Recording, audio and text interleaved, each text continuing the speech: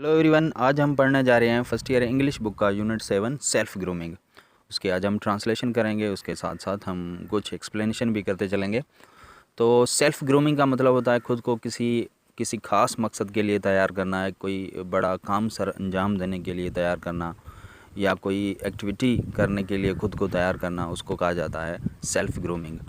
Page number 109 पे अगर आप देखेंगे, स्ट्रगल फॉर एन एजुकेशन, एक तालीम के लिए जदोजहद या तालीम के लिए कोशिश, तो उसको लिखा गया है, इस एसे को या नैरेटिव एसे है, इसको लिखा गया है बुकर टी वाशिंगटन। नैरेटिव एसे में बुकर टी ने जो स्ट्रगल की थी एजुकेशन हासिल करने के लिए, तालीम हासिल करने के लिए, और वो इस स्ट्रगल को इस नैरेटिव एसे में इसने बयान किया है। उसके साथ साथ जो तालीम हासिल करने के लिए जो उन्होंने मुश्किलातें बर्दाश्त की थी या जो उनको चैलेंजेस सामने आए थे उनको भी बताया है, और एक पूरी ट्रैवलिंग बताई है वर्जीनिया तक पहुंचने के लिए, जहां वो अपनी तालीम हासिल कर सके। तो सबसे पहले बात करते हैं हम बुकर टी वाशिंगटन के बारे में। तो टी फारो यहाँ पर है बुकर टेलीफेरो वाशिंगटन, जो 5 अप्रैल 1856 में पैदा हुए थे और नवंबर 1950 में वो वफ़ात पा गए थे। ये एक अमेरिकन एजुकेटर, तालीमदान, ऑथर, लेखक, ओरेटर और एडवाइज़र हुआ करते थे। कई यूनाइटेड स्टेट्स ऑफ अमेरिका के जो प्रेसिडेंट थे उनके सलाहकार या हम कहेंगे कि एडवाइज़र हुआ करते थे। बुकर टी गुर्बत में पैदा हुए थे, गरीब घराने में पैदा हुए थे, और उसने तब जो वक्त था ब्लैक पीपल जो थे उनको स्लेव बनाया जाता था, गुलाम रखा जाता था, उनसे डिस्क्रिमिनेशन की जाती थी। लेकिन इसने अपनी काबिलियत और मेहनत से बहुत नाम कमाया और कई किताबें लिखे इन्होंने। तो ये सारी स्ट्रगल बयान कर रहा है इस ऐसे में। आइए आज हम इसे पढ़ते हैं। One day while at work in coal mine I happen to overhear two miners talking about a great school for coloured people somewhere in Virginia. तो यहाँ पर कलर्ड पीपल है। कलर्ड पीपल अमेरिका में जो काले लोग हैं, अफ्रीकन जो हैं, उनको कलर्ड पीपल कहा जाता है। मतलब ब्लैक नहीं कहा जाता है उनको, मोस्टली कलर्ड पीपल कहा जाता है।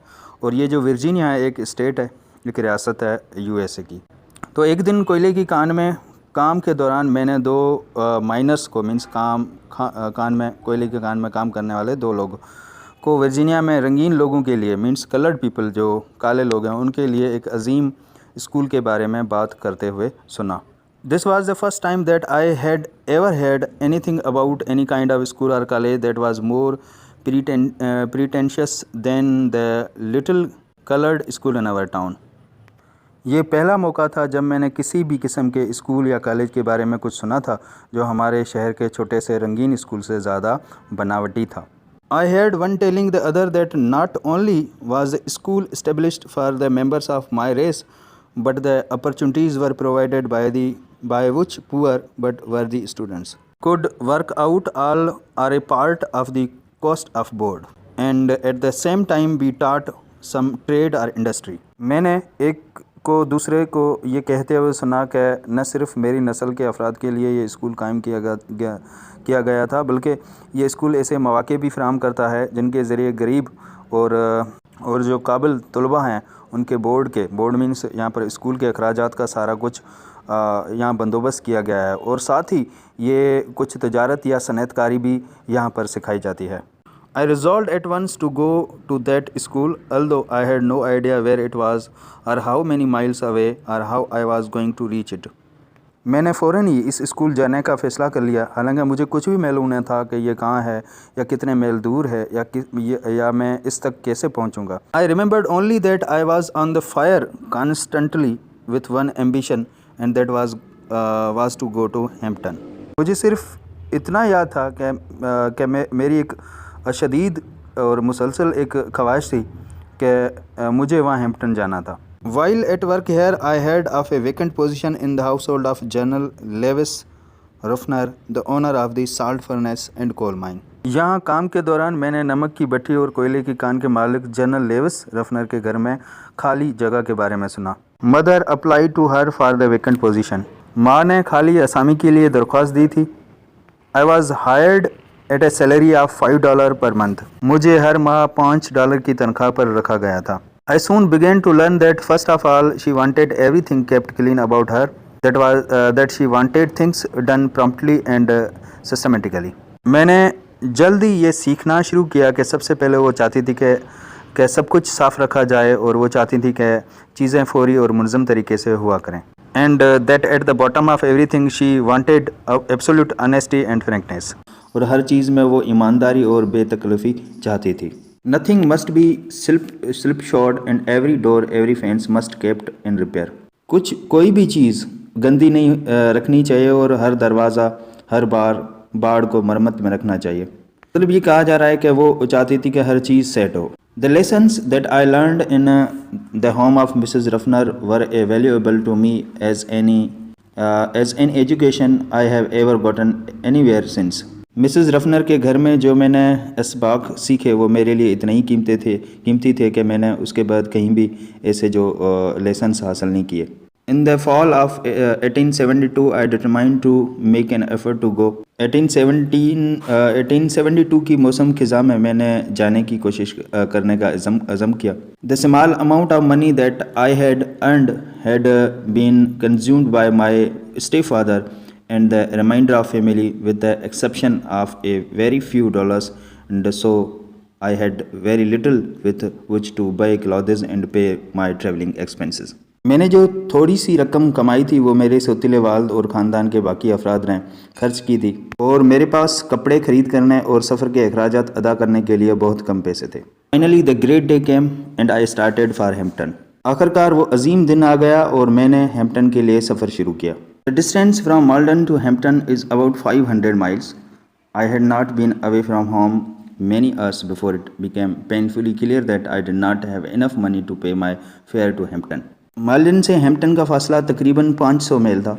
मैं घर से कभी काफ़ी घंटे दूर नहीं रहा था कि ये तकलीफ़दा तौर पर वाज़ह हो गया कि मेरे पास हैम्पटन का किराया अदा करने के लिए इतने पैसे नहीं थे। By walking begging rides both in wagons and in cars in some way, after a number of days I reached the city of Richmond, Virginia, about 82 miles from Hampton. कभी पैदल चलना, कभी किसी से राइड मांगना मतलब लिफ्ट लेना, और वेगनों और कारों वाले से सवारी करते हुए कुछ दिनों के बाद मैं वर्जीनिया के शहर रिचमंड पहुंचा, जो हैम्पटन से तकरीबन 82 मील दूर था। I reached there tired, hungry and dirty. It was late in the night. जब मैं रिचमंड पहुंचा तो बहुत लेट नाइट थी, रात बहुत हो चुकी थी और मैं थका हुआ, भूखा और गंदा था, मतलब मेरे कपड़े वगैरह सब गंदे थे। I had never been in a large city and this rather added to my misery. मैं कभी भी किसी बड़े शहर में नहीं गया था और इसने मेरी परेशानी में बहुत, मतलब इस कंडीशन, इस हालत ने कि कभी मैं किसी बड़े शहर में नहीं गया था, तो इस हालत ने मुझे ज़्यादा तकलीफ़ दी। Reach Richmond, I was completely out of money. I had not a single acquaintances in a place, and being unused to city ways, I did not know where to go. जब मैं रिचमंड पहुंचा तो मेरे पास बिल्कुल पैसे ख़त्म हो चुके थे। उस जगह पर मेरा कोई जानने वाला नहीं था और शहर के रास्ते अनजान थे, और उसकी वजह से मुझे मालूम नहीं था कि कहाँ जाना है। Just about the time when I reached extreme physical exhaustion, I came upon a portion of a street where the broad sidewalk was considerably elevated. तकरीबन उसी वक्त जब मैंने इंतहाई जिस्मानी थकन महसूस की, मैं एक गली के उस हिस्से में पहुंचा जहां फुटपाथ बहुत ही चौड़ा और ऊंचा था। I waited for a few minutes till I was sure that no passers-by could see me, and then crept under the sidewalk and lay for the night upon the ground with my satchel of clothing for a pillow. मैंने चंद minute इंतज़ार किया और जब मुझे यकीन हो गया कि कोई यहाँ से गुज़रने वाला मुझे देख नहीं सकता, और फिर मैं फुटपाथ के नीचे आकर कपड़ों के थैले को तकिया बनाकर ज़मीन पर पूरी रात वहाँ पर लेट गया। Nearly all night I could hear the tramp of feet over my head. The next morning I noticed that I was near a large ship. तकरीबन सारी रात मैंने पाँव के चलने की आवाज़ सुने मेरे सर के ऊपर से, और दूसरी सुबह जब मैंने देखा कि मैं एक बड़े शिप के करीब हूँ। I went at once to the vessel and asked the captain to permit me to help unload the vessel in order to get money for food. यहाँ पर वेसल को हम कह सकते हैं कंटेनर, जो उस शिप पे रखा हुआ था या जहाज़ पे रखा हुआ था। मैं फ़ौरन उस वेसल के पास गया और कप्तान से कहा कि मुझे वो वेसल से सामान उतारने में मदद करने की इजाज़त दे ताकि खाने के पैसे मिल सकें। The captain, a white man who seemed to be kind hearted, consented. Captain जो एक गोरा था और बज़ाहिर वो नरम दिल लग रहा था, उसने रजामंदी ज़ाहिर की। I worked along enough to earn money for my breakfast, and it seems to me, as I remember it now, to have been about the best breakfast that I have ever eaten. मैंने काफ़ी देर के लिए काम किया और अपने नाश्ते के लिए पैसे कमाए, और ऐसा लगता है जैसे मुझे अब भी याद है जो तब मैंने नाश्ता किया था उस जैसा नाश्ता मैंने कभी भी नहीं खाया था। My work please the captain so well that he told me if I desired I could continue working for a small amount per day. मेरे काम से कप्तान इतना खुश हुआ कि उसने मुझे बताया कि अगर मैं चाहूँ तो रोज़ाना थोड़ी सी रकम में अपना काम जारी रख सकता हूँ। This I was very glad to do. I continue to sleep under the same sidewalk that gave me shelter the first night I was in the Richmond. ये करके मुझे बहुत खुशी हुई। मैं उसी फुटपाथ के नीचे सोता रहा जिसने मुझे रिचमॉन्ड में पहली रात पनाह दी थी। Many years after that, the colored citizen of Richmond very kindly tendered me a reception which was not far from the spot where I had slept the first night I spent in that city. कई साल के बाद रिचमॉन्ड के गोरे लोगों ने बड़ी मेहरबानी के साथ मेरा इस्तकबाल किया, मतलब रिसेप्शन दिया मुझे, और उस जगह जहाँ वो जगह इतनी दूर नहीं थी उस जगह से जहाँ मैं पहली रात वहाँ पर सोया था उस शहर में। I thanked the captain of vessels for his kindness and started again. मैंने जहाज़ के कप्तान का शुक्रिया अदा किया और फिर सफ़र दोबारा शुरू किया। Without any unusual occurrence I reached Hampton with a surplus of exactly 50 cents with which to be begin my education. बगैर किसी तकलीफ़ के मैं हैम्पटन पहुँचा और मेरे पास बिल्कुल 50 सेंट थे तालीम शुरू करने के लिए। I presented myself before the head teacher for assignment to a class. मैंने अपने आप को हेड टीचर के सामने क्लास में असाइनमेंट के लिए पेश किया। Having been so long without proper food, a bath and change of clothing, I did not of course make me very favourable impression upon her. मुनासिब खुराक, नहाने और लिबास की तब्दीली के बगैर इतना अरसा गुजारने के बाद मैंने यकीनन इस पर कोई अच्छा तासर नहीं छोड़ा। For some time she neither refused to admit me nor did she decided in my favor, and I continued to linger about her. देर तक ना ही मुझे उसने तस्लीम करने से इनकार किया और न ही मेरे हक़ में कोई फ़ैसला किया, और इस बात ने मुझे उलझन में डाला। After some hours had passed, the head teacher said to me the adjoining recitation room needs sweeping. कुछ घंटों के बाद हेड टीचर ने मुझे कहा कि साथ वाले जो रेसिटेशन जहाँ पे तलावत की जाती है उस कमरे को स्वीपिंग मीन्स झाड़ू लगाने की ज़रूरत है। Take the broom and sweep it, झाड़ू उठाओ और वहाँ पर सफाई करो। I swept the recitation room for 3 times। मैंने झाड़ू लगाया उस रेसिटेशन रूम को 3 दफ़ा। Then I got a dusting cloth and dusted it for 4 times। उसके बाद मैंने मिट्टी को साफ़ करने का कपड़ा उठाया और साफ़ किया 4 दफ़ा, 4 टाइम उसको साफ़ किया। All the wood work around the walls, every bench, table and desk I went over 4 times with my dusting cloth। दीवार के इर्द गिर्द तमाम लकड़ी के जो फर्नीचर थे, हर बेंच, मेज़, और मैंने हर चीज़ को उसको कपड़ा लगाया, मतलब धूल मिट्टी जो है साफ़ की, 4 बार उसको साफ़ किया। Besides, every piece of furniture had been moved and every closet and corner in the room had been thoroughly cleaned। उसके अलावा फर्नीचर को मूव करके मीन्स हटाकर और कमरे की हर अलमारी और कोने को अच्छी तरह साफ़ किया। I had the feeling that in a large mayor my future depended upon the impression that I made upon the teacher in the cleaning that room. मैंने महसूस किया कि बड़े पैमाने पर मेरा मुस्तकबिल इस तासर पर मुनहसर है जो मैंने इस कमरे की सफाई में उस्ताद पर डाला था। When I was through, I reported to the head teacher. She was a Yankee woman who knew just where to look for it। जब ये सब कुछ मैंने कर लिया तो मैंने हेड टीचर को इतला दी। वो एक याकी औरत थी। याकी मीन्स जो काले लोग हैं, जो ब्लैक पीपल हैं, वो गोरों को याकी बोलते थे।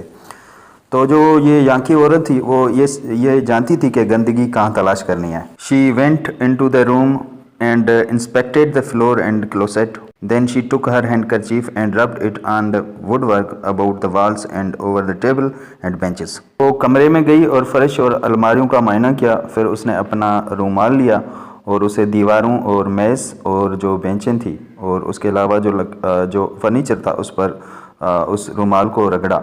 When she was unable to find one bit of dirt on the floor or the particle of dust on any of the furniture, she quietly remarked, I guess you will do to enter this institution.